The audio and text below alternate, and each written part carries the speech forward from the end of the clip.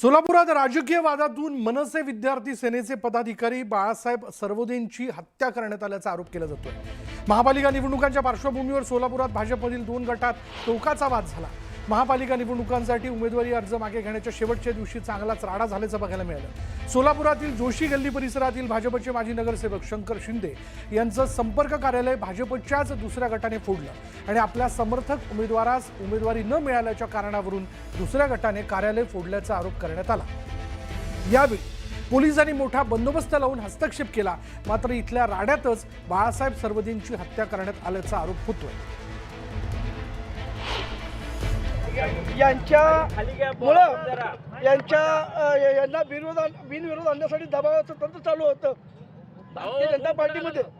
त्यांचा वाद चालता वाटतं आणि बाळासाहेब सरवदेचा काही संबंध नव्हता। बाळासाहेब सरवदे हा महाराष्ट्र नवनिर्माण सेना या पक्षाचा विद्यार्थी सेनेचा शहर अध्यक्ष होता। शालन शिंदे, शंकर शिंदे त्यांचे जे मुलं होते आणि त्यांचा जावई होता, यांनी त्याला घेरटा घातला, त्यांना फोन आला, किरण देशमुख का मालकांचा फोन आला आणि त्यांनी जागेवर त्याला रिपीट केलं।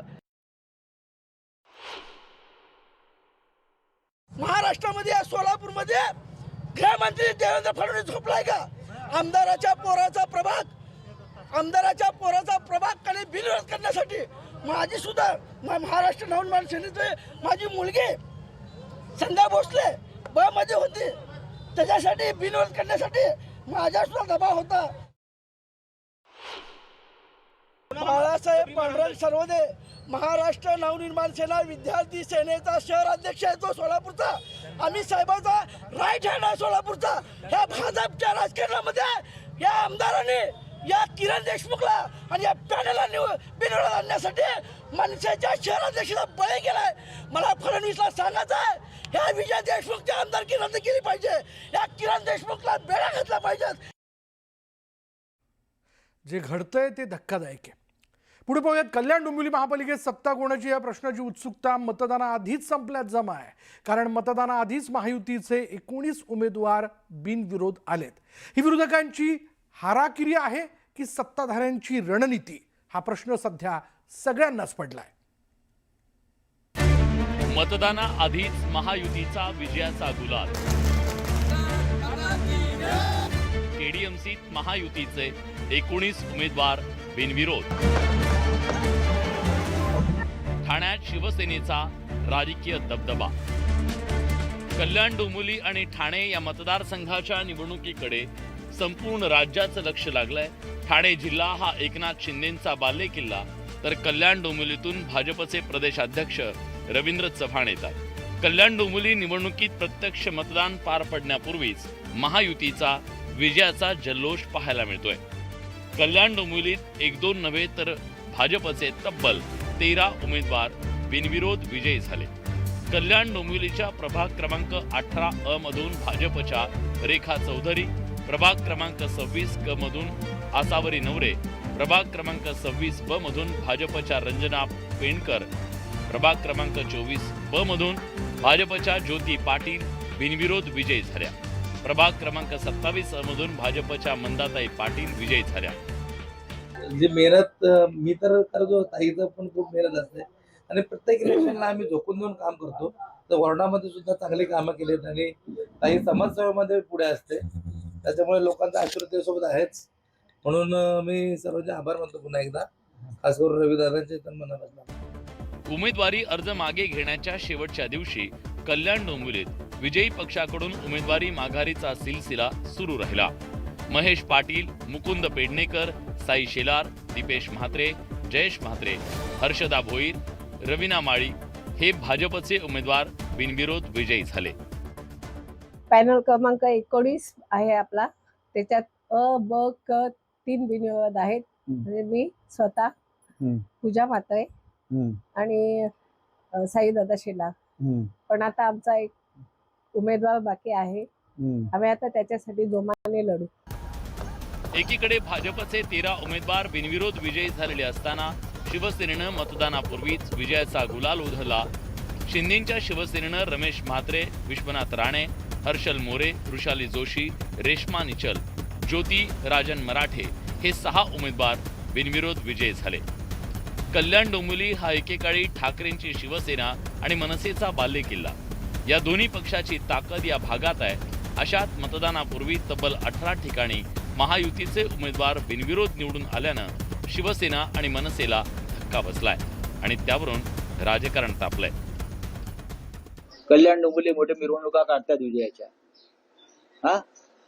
आम्हाला माहित नाही कशा धमक्याने कसे ब्लॅकमेल करून आणि कसं दहशत निर्माण करून लोकांना मागे घ्यायला लावलं. या इथे तर पोपटलाल त्याच्याकडे त्याच पद्धतीने केलेलं आहे सगळं. ठीक आहे, बघू ना निवडणुका होऊ. कल्याण डोंबिवलीप्रमाणे ठाण्यातही शिवसेनेनं विजयाचा चौकार मारला. प्रभाग 18 ब मधून जयश्री फाटक, प्रभाग 18 क मधून सुखदा मोरे, प्रभाग क्रमांक 17 अ मधून एकता एकनाथ भोईर आणि प्रभाग 18 ड मधून राम रेपाळे हे शिवसेनेचे उमेदवार बिनविरोध निवडून आले.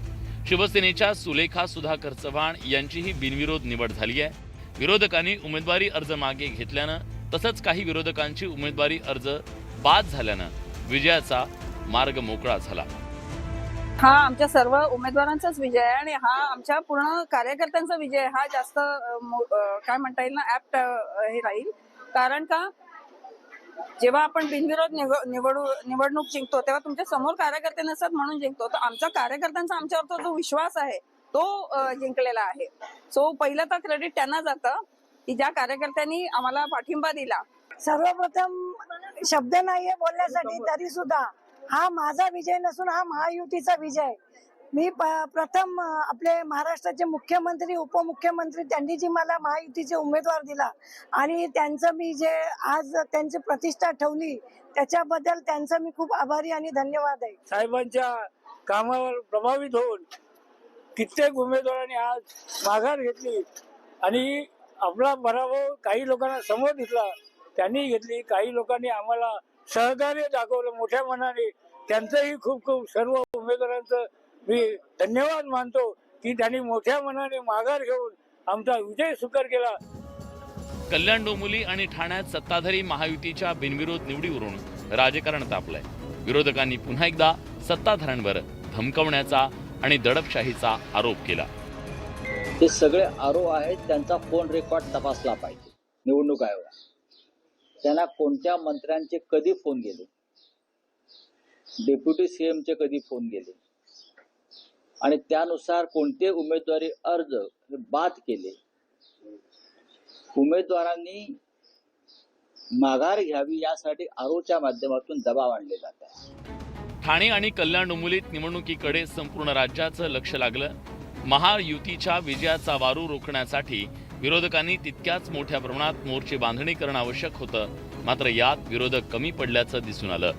निवडणुकीत प्रत्यक्ष मतदानापूर्वीच कल्याण डोंबिवली आणि ठाण्यात शिवसेना भाजप युतीचे उमेदवार बिनविरोध निवडून आल्यानं विरोधक मात्र निवडणुकीपूर्वीच गलित गात्र झाल्याचं चित्र दिसून आलं. प्रदीप भणगेसह अजित मांढरे, न्यूज 18 लोकमत. दुसरीकडे पिंपरी चिंचवडमध्ये निवडणूक